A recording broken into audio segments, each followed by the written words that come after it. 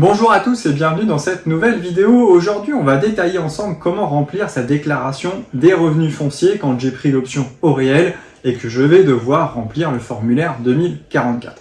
Donc on le rappelle, si j'ai investi par une SCI, je vais remplir une 2072 que je reporterai dans la 2044. Je n'aurai pas le détail à faire dans la 2044. Donc là, on va faire un nom personnel. Donc j'ai acheté en nom propre un appartement soumis aux revenus fonciers. La première partie concerne les recettes. La ligne 211 va traiter les loyers hors charges encaissés puisqu'on parle des recettes brutes. On ne met jamais les charges locatives ici.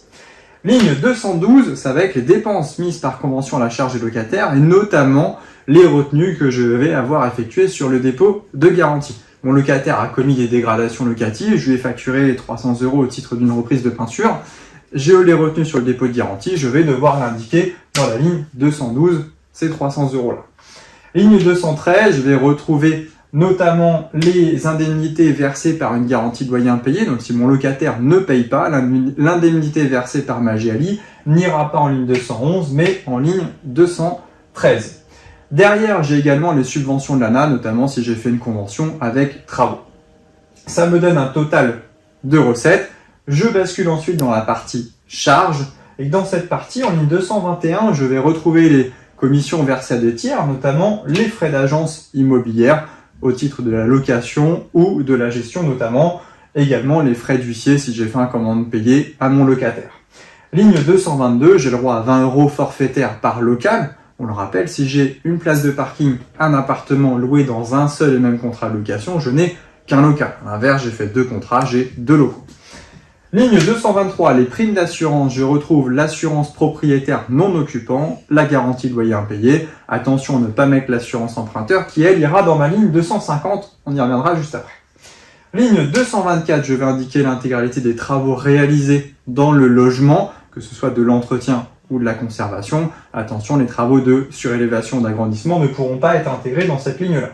Ligne 227, on a notre taxe foncière. On le rappelle, on déduit toujours la taxe d'enlèvement des ordures ménagères. Pourquoi? Puisque c'est une charge récupérable au sens du décret du 26 août 87. Donc si c'est récupérable, ce n'est pas une charge pour mon bailleur, donc ce n'est pas déductible. Ligne 229, je vais intégrer toutes les provisions pour charges que j'ai versées au syndic au titre de l'année N-1. Et dans ma ligne 230, je vais régulariser les provisions déduites pour charges au titre de l'année N-2.